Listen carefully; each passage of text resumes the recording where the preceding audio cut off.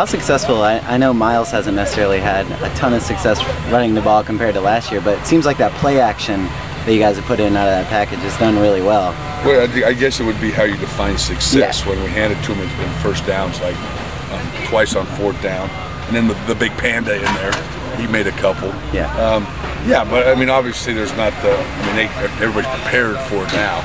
So we got to do we got to do a little bit better job, maybe change a few things up in there. But no, it's nice. It's a fun group to throw in there with him and Eddie and KC and that's some big boys coming at you. How much has that play action kind of surprised defenses? Have you noticed? There being the one down the goal line. Yeah, you guys have ran that a few times, I think, right? Yeah, I think Brett made a heck of a play on that one. He stepped back and made a nice throw to Nate. Everybody, they all get excited when Kenny Clark is getting to run a basic route. Who cares if we scored, man? It was fun. He was running free too. He was wide open. all the kids were pissed that Brett didn't throw it to him. Nate was saying that he takes more pride in his blocking even than his catches. What have you seen from him in that aspect? I've seen Nate come light years from where he was. He's such a first of all, he's such a great kid and a hard worker, but he's really taken like just exactly what he said. He's taken a lot of pride in not being 10 catches and all the numbers about as far as being a blocker for us. He's really done a great job. Gets better every week. So like every week is a little more, he's in the package a little bit more, and plus, when we throw it to him, he seems to get in the end zone, so that's a nice little addition to that.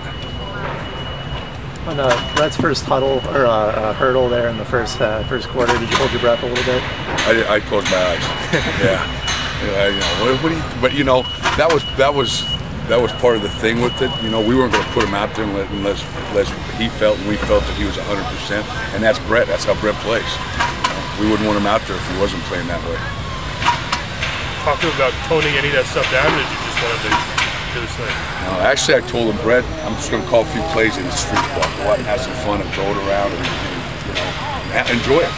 Enjoy the game. That's what you put all the hard work in for. So that was never a thing that was. We talk about it even when we didn't have a little injury about protecting yourself, and he wants to cut back everything.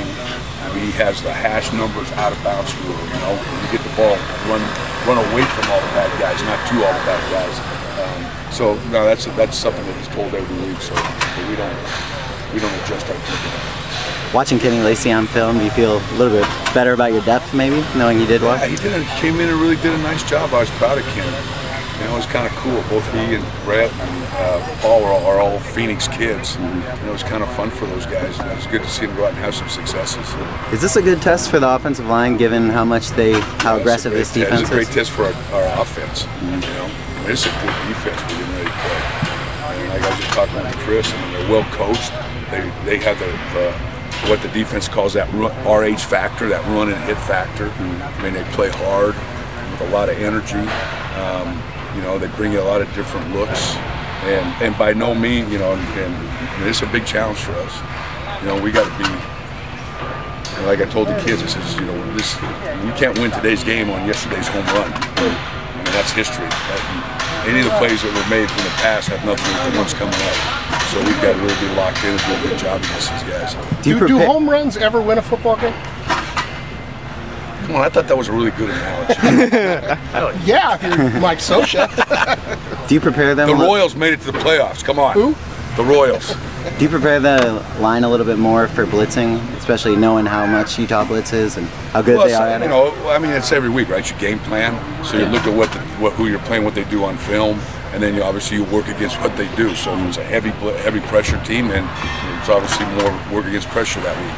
If there's not a lot of pressure, then there's less work against pressure. So you pretty much block and work against what you see on film.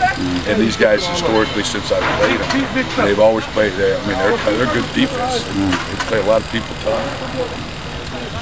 Are you hoping to expand out Tim Knight's role at all on that? I think he's still, in the process of learning. He knows how to play the game, but there's more of what to do and where to line up. what to adjust to and all those things. But yeah, we'd like to, he's kind of a work in progress, and hopefully he gets a few more snaps this week. What was it specifically that the offensive line did better this past week than they had in maybe the weeks before that? Anything that you noticed? They block guys? That's a start.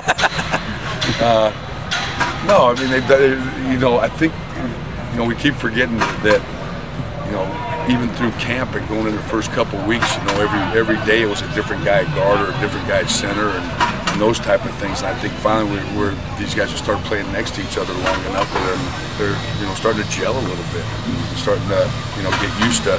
I always know this guy's next to me, and it's kind of like your girlfriend. You date her long enough, you kind of get to know her good habits and her bad habits, right? And so, I think it's just them playing together. Now that was a solid analogy. I'm 2 for 2.